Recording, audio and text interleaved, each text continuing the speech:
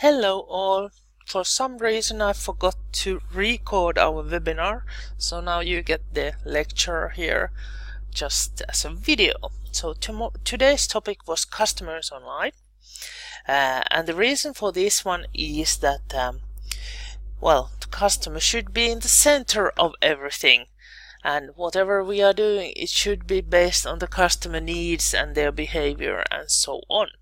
So that's the reason. Just a couple of words to start with about the digital marketing planning. So in general, when we are talking about a marketing plan or a business plan or whatever plan we are talking about, we start with the presentation of the idea. We have some sort of idea.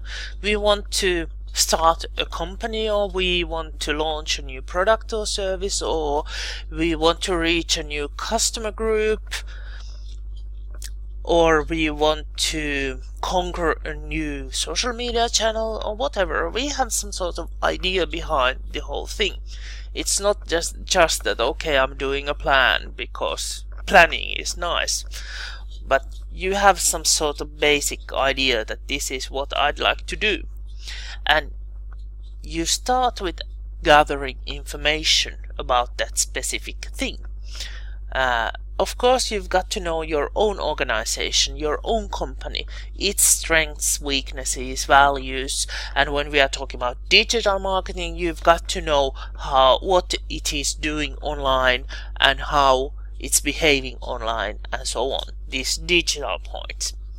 Then we've got to study our competitors, because there's always competition in every company. We've got to know what our competitors are doing, especially what they are doing online, what kind of channels they are using, what kind of messages they are providing, are they targeting their messages to the same customer group than we are, and so on. We also have to know about the environment that we are running our business in.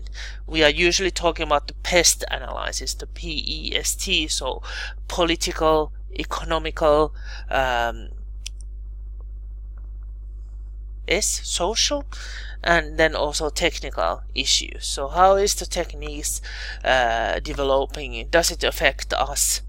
When we are talking about digital marketing, that's one of the main issues, of course. Social, is there some change in the social environment, economical environment, political environment, and how is it affecting us and our business? And then customer or demand analysis. So who are our customers, how they are behaving, and so on. Because that's the main idea. We've got to know our customers in order to sell them the things they want to buy, and in order to promote our services or products in a way that they want to hear, and in those channels that they are using, and so on. So the customer analysis is the center of everything. And based on the information that we are gathering from this analysis, we can then set some goals and objectives that are rational and measurable, and so on. And just after that, not before, we can then start thinking about the activities. What kind of activities we are doing. So what are we doing a marketing campaign? What kind of contents are we providing? What kind of channels we are using? And so on. Implementation, the activities, their meaning is to reach the goals. So everything that we do should aim for reaching the goals. And the last step is follow-up and discussion. And it means that we have to have some sort of measures that tells us if we have reached our goals, if the activities have been successful and we have reached the goals.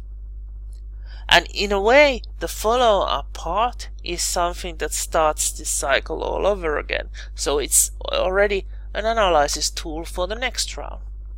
And this is something that works for every plan. When we talk about digital plan, as I mentioned, you should have the digital things in center, so how customers behave online, what we are doing online, what competitors are doing online, what parts of pest are affecting our online activities, and so on. But well planned is half done. So usually planning part and the analysis part, it's about 80% of the whole thing. So doing business, doing the activities is quite easy if you have done the analysis well and if you understand why you have done those. And that's one of the reasons that during this course we are going through the analytical part quite thoroughly. And it's also the reason why this presentation is here, to show you how custom analysis should be done and what kind of elements should be included there, and also introduce to a couple of terms. So customer is in the center of everything in business. The general idea is that when customer has lots of choices between us and competitive products, services and companies, so we should create products and services that are better than the competitors, and we should also promote our company in a way that the customer says yes to us and no to the competitors. But that's also the reason why we should know about the competitors as well and about the customer, because we cannot promote things without knowing customers' values and behavior and who the customer is in general. And as I mentioned last week, the customers are changing quite rapidly nowadays. Our buying behavior is changing and so on. And in the background you can see the Amadeus customers, or the customers, future customers that Amadeus has described, and how they have been described according to Amadeus researchers. That's something that you can then check in the previous lecture if you want to. So we've got to know our customers. We can use the traditional segmentation, so dividing our customers into similar groups based on age, gender, economical situation, education, places where they are living and so on. But since the customers are changing, also our ways of life are changing. So for instance, 25-year-old women are quite different. There are those who have children and are married. There are those who are single, some who have boyfriends, girlfriends and so on. Something that couldn't have happened 20 years ago and so on. So the traditional segmentation isn't working totally because of the versatility that we have among our people nowadays. In the past it was, for instance, women, they had more similar tracks in their lives that we are having nowadays, as well as men. So nowadays we are emphasizing more the values that customers have, the ideas and so on when we are doing the segmentation. Also, of course, when we are talking about digital marketing, the online behavior is in the center. So what kind of channels we are doing or following, how we are acting there and so on. And buying process as well, that how we are buying things online. Another thing that we should know is that what our customers think. So it has to do with the values in a way, and it has to do with the follow-up. So it's not enough to follow the results, but we've got to follow what our customers think. And this research is from 2014, and you see that 65% of Finnish tourism companies weren't aware what their customers think. And in the citation you can see that there is a company representative saying that people are always talking. Why should we care about that? There will always be negative feedback, and if someone decides not to visit us based on that, then they maybe are the wrong customers for us. It can be true, but nowadays, if someone is disappointed, they go online and write it, and it's quite many people seeing that. So it's not just one customer who might leave your company and decide not to use them. It may be quite many who will then protest your company. So it's quite good to know what they are thinking. And also it helps you to improve the way you are doing your business or promoting yourself and so on. It's also good to know the process. For instance, here's Google. Think with Google example that tells about Gina, who is planning a trip, and during 3 months that she's been planning, she's been having 850 digital touch points. So she has been in contact with some part of her trip online 850 times. It has been maps, it has been searches, it has been events and activities, information about those, it has been information about restaurants, it has been looking at the OTA pages and so on. So lots of places there. And in order to understand what's happening during the decision and buying process online, you should have understanding of something that is called customer journey. And here is what customer journey looks like, at least in, well, this is the basic version. You can then elaborate it a bit depending on your business as well. But this is the basic version for tourism. So first we start with the dreaming and planning. Customers dream and plan. They have an idea that during the Christmas time I want to be in Thailand. This is a very Finnish idea. And then I start looking at the different flights and places and prices and so on, looking for information, finding suitable hotel and so on.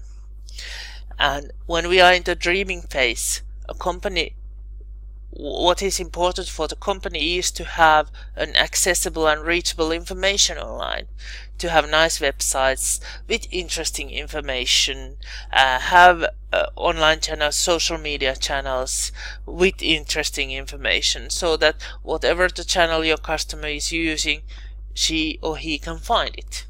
And the information is there and it's easy to find and accessible.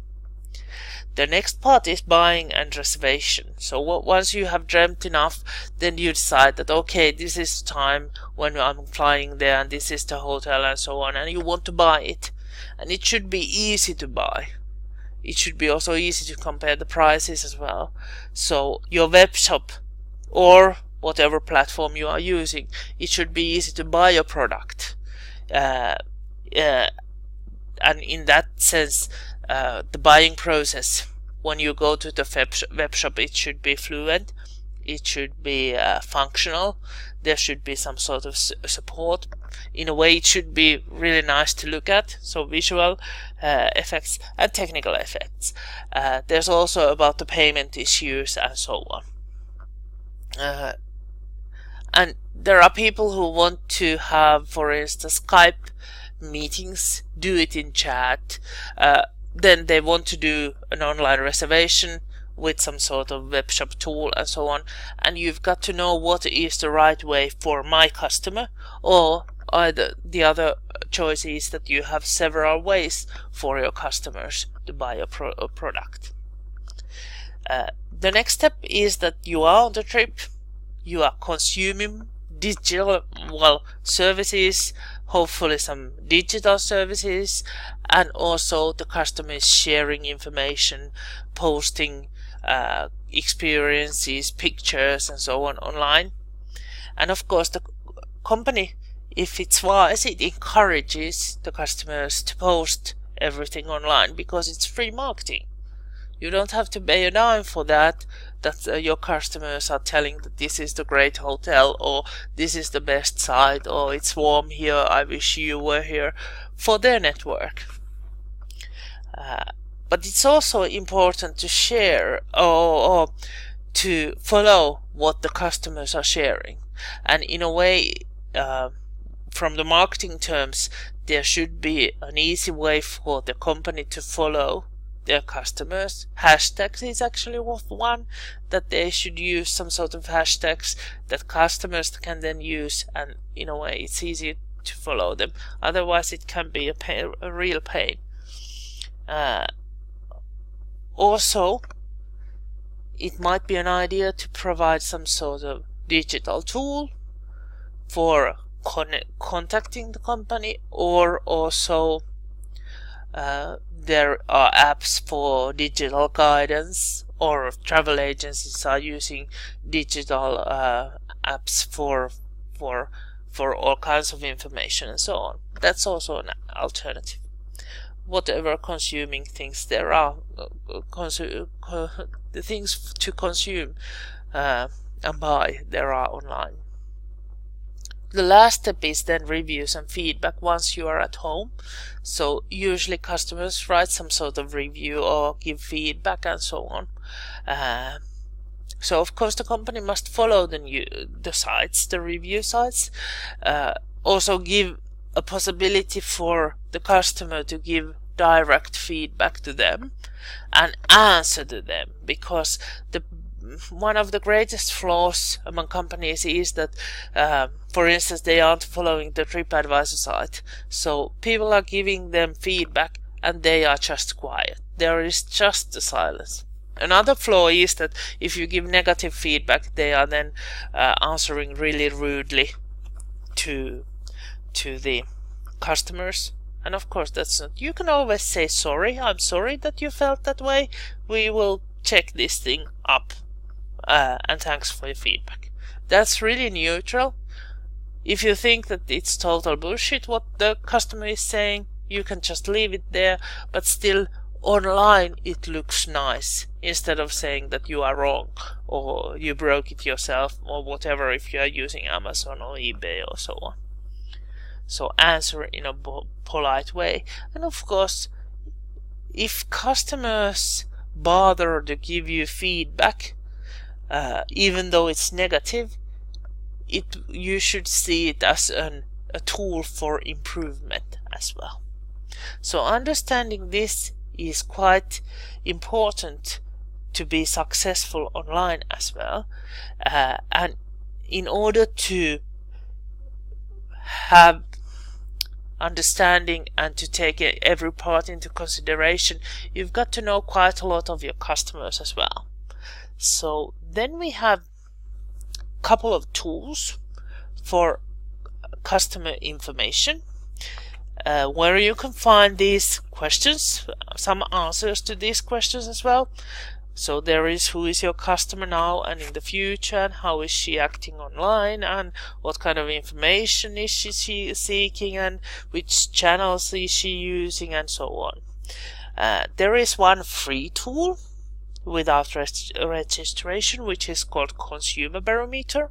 And then if you have administrator rights to a company, Google Analytics, so that's really good because it gives you very specific information about this specific site of your company. So here's the example.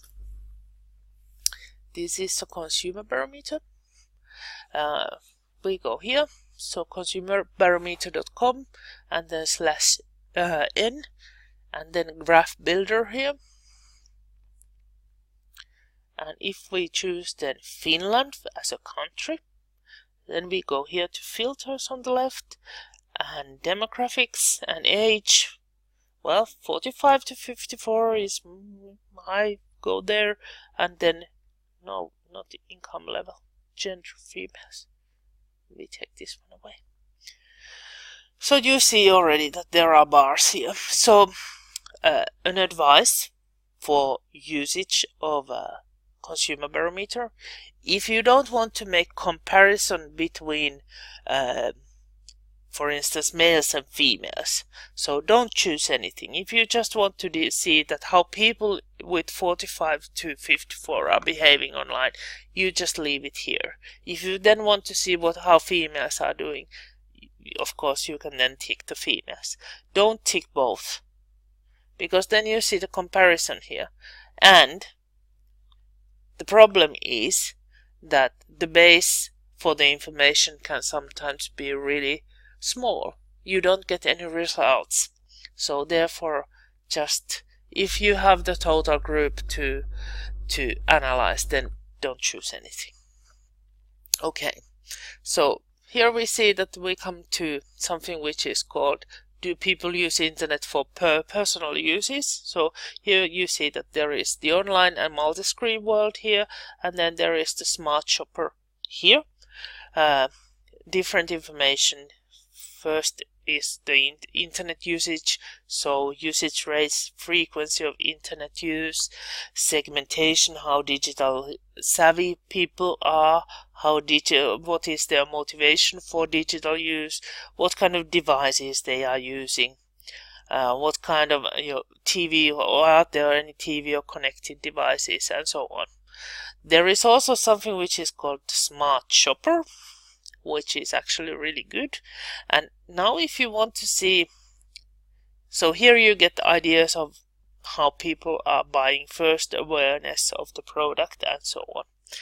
There is also some filters which are, it says Smart Shopper here, so you've got to be in Smart Shopper to be able to choose these.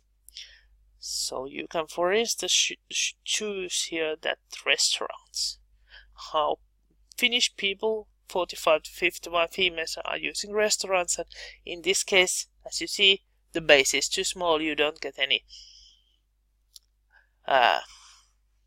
responses there. So it's then wiser to use the whole thing here instead of choosing here. But sometimes it works. It depends on the product and the target group as well.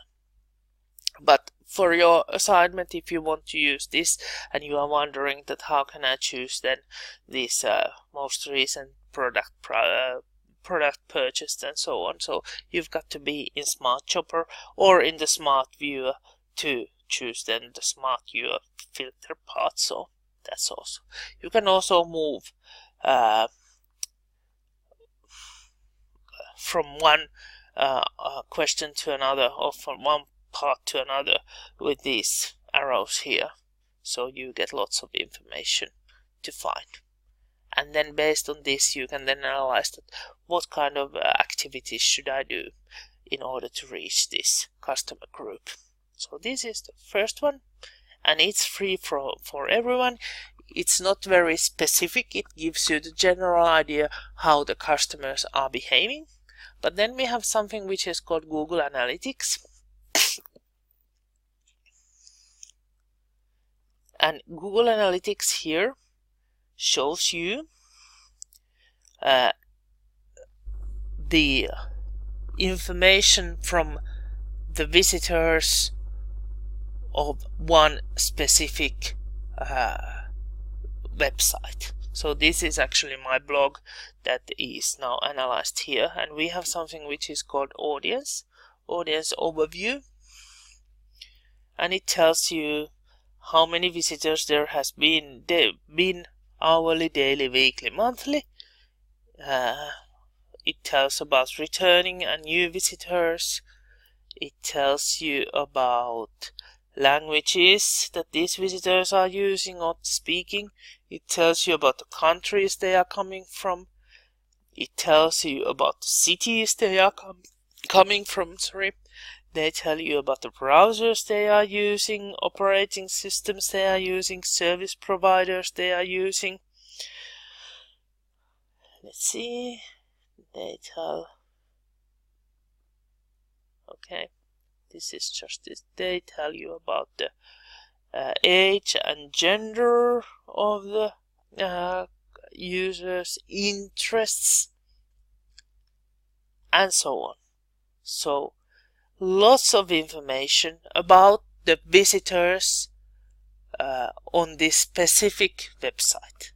And of course, based on this, you can then analyze lots of things and think the marketing that you should do in the future.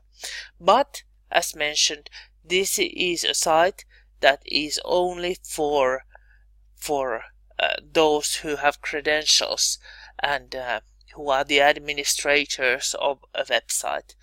That's also one of the reasons that I have advised you to have a real connection to the company. Not just use these online tools in general, but if you can contact the company and if you can get, for instance, a PDF of this sort of information, these Google Analytics reports, so you can do a lot more reliable and credible report and suggestions than based on these general tools that I have shown here. Okay. And now when you are gathering the data and information in general, and then based on that you get some sort of insights, so ideas, understanding, and then when this understanding is then analyzed in a systematically, regularly, and used then for creating better products or services or marketing and so on. So then we are talking about customer intelligence. So customer intelligence isn't just the data as such, and it's not just the insights as such, but it's the whole analyzing and processing the information part. That's customer intelligence. And leading with customer intelligence, customer intelligence management is something that is talked a lot nowadays because of something that we are calling big data. And consumer barometer is actually one example of big data, that you have these platforms online that gather information from different places and that you can then use for some specific purposes of your own. And that's big data. And this information that you can then gather, it can be personal information, demographical information, and of course geographical information. It can be behavioral information, so how are they behaving online, what kind of information they are looking for, and so on. And also how why they are doing certain things. So we are talking about attitudes, the attitudinal data, and so on. There is also something that, or we are following different things which has to do with customer intelligence. So what kind of data can we then gather?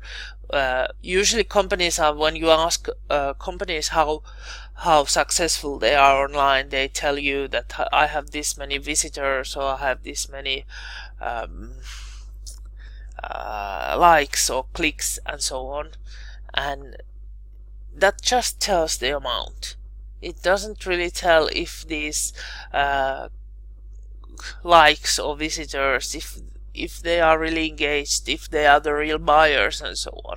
So of course, if you are a new company and you want to get visibility, so having the mass is a good thing, but in general I recommend you to use number 2, so sharing and comments, something that we call engagement, as a measurement for your online success. So if people are interested in enough to share your content or to give you comment, so then you have succeeded. And when they are sharing or when they are commenting, they are also sharing the information to their networks, which is the free marketing part as well. So that's number 2 is something that I would emphasize in a business, or that's something I recommend to the businesses to emphasize. You can also study how long people have stayed on your site and what kind of how many articles they have read or how many pages they have visited and so on. And that tells about the contents. But it can be bad or it can be good, and it needs some further analysis as well. Because if they have stayed there a long time, and they have looked many pages, it can be an indicator that your content has been really interesting. And that's of course a good thing. But it can also be an indicator that it has been really hard to find the information there, and they have spent a long time for finding the information. So, as mentioned, it can be good or bad.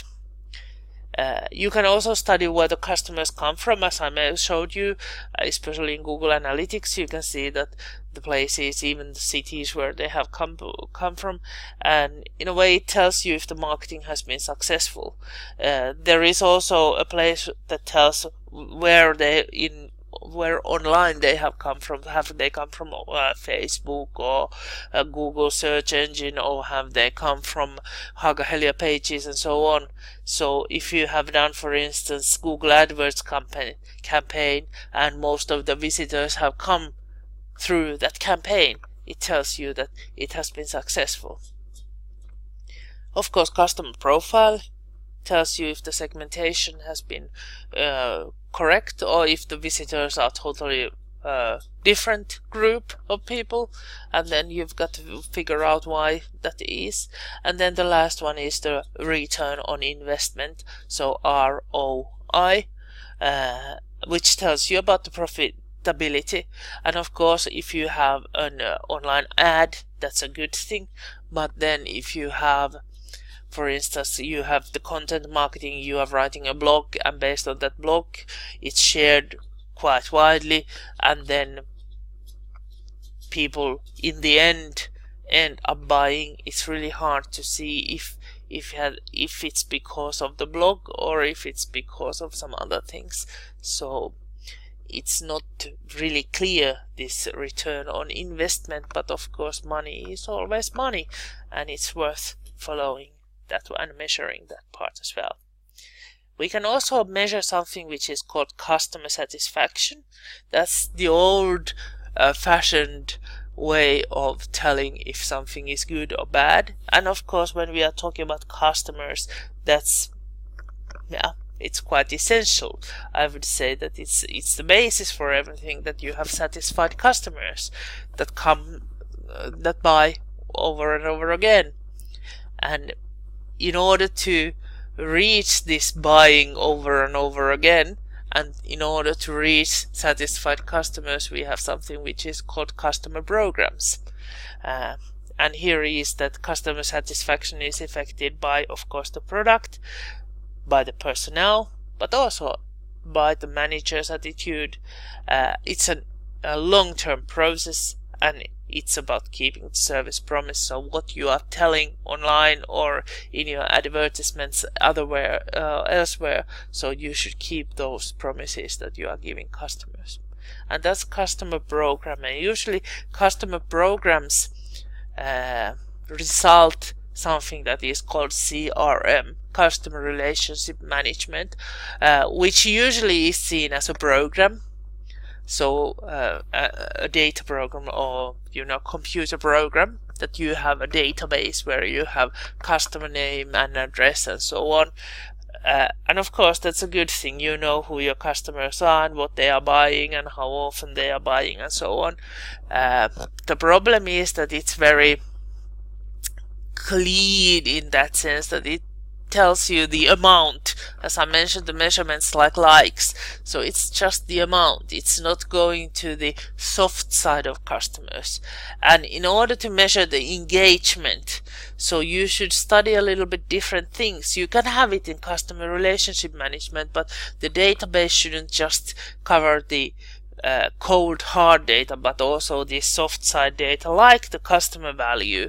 What is the customer's value? Is it only what she's buying in terms of money, or is it, for instance, that someone has a large network online and we'd like to make her or him satisfied so that she or he can share her experiences online, and that way do the marketing for us. It's also about how long these people have been your customers, because it also demands or requires different efforts, both online and offline. What should we do? Should we tailor-made our products or services some other way? Should we give them some other offers, or provide them some other content and so on, if we talk it from the digital marketing point of view. We should also study the customer encounters, what happens there to give the engagement, and customer encounters both online and offline. How is it going? What is the end result? And then of course we should adapt our processes, products and services based on our customer behavior. So that's the reason why you studied it earlier, that how your customers are behaving.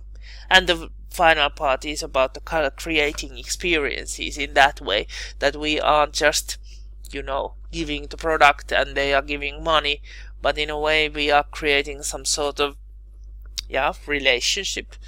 Funny as such, we are also creating experiences, maybe mutual experiences, that brings us closer together, that we are more like friends, not just customer and a company. And when we are doing this, so we are talking about customer experience management. And it has to do with this adapting products and services, so creating experiences, which is the part of experience economy. That nowadays it's not just about the technical part of the product or service, but it's about the mental part, that you should provide people something that leaves its mark.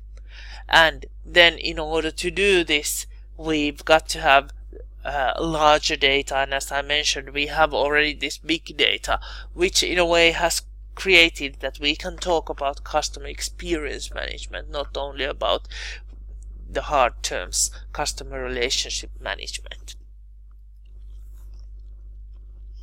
Couple of words how customer intelligence is also affecting our activities. You remember the part of planning, that we start with the idea, then we have analyses, goals, activities, and then follow up.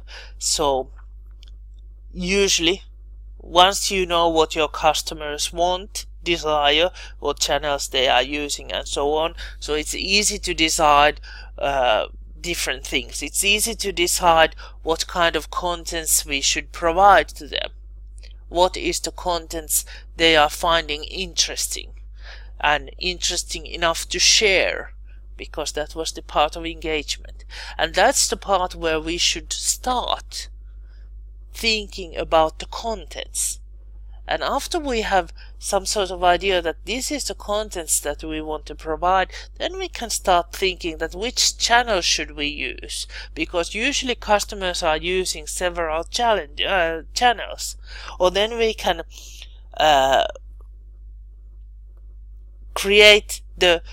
we have the central message, and then we create different kinds of contents with the same message to different channels, so that the same message is then adapted to different channels in a way that suits them, those channels that customers are using. Or we can choose just one channel for one message. And then once we have decided the contents, the message, the channel, then we've got to think about the visual things, so that it looks good and it functions good, whatever the thing is. There is also something that I call that you've got to market your marketing place. That if you, for instance, decide to have an Instagram account, you've got to market it to people that I have an Instagram account. So you've got to think about the reachability and accessibility, that how am I telling people that now we have this or that, or if we are opening a web shop or whatever. So we usually talk about multi-channel marketing, and so that omni-channel as well. We've got to think about updates and responsibilities, so that we know who is updating, who is following, and so on our messages, so that there won't be any company that has created something 2 years ago and then it's total end. And also we know how our customers react. And then there is measurement and follow-up that should be something that we are doing constantly and planning it constantly, that it affects our activities all the time. So when we talk about digital marketing, it's more agile than the traditional marketing. It means that we've got to be prepared to take a new path very rapidly as well. So to end with some conclusions and some ideas. So customers are in the center. That's mentioned already. Customers define online media. You cannot say if your site looks good or if your content is interesting and so on. Customers decide that. And if you don't follow them, what they are saying, how they are behaving and so on, so you have lost the game. Because there is always competition as well, and it's easy to move to the competitor. In digital media, you don't tell to 11 friends if you are unsatisfied. You write it online, and it can be seen 111 people or even more. So the traditional way of saying that okay, it's only 11 people that leaves us isn't working anymore. What happens online stays online. It's really hard to delete things online, and if you don't provide a place for your customers to give the negative feedback or give feedback in general, they are finding some other way of doing that. Another way that is harder to follow, and that's also something that you should pay attention to. And of course, digital media is conversation online. That's something that it's not one-way communication. It is it's one-way communication. It is conversation. And that's all for this part. Thank you. Bye bye.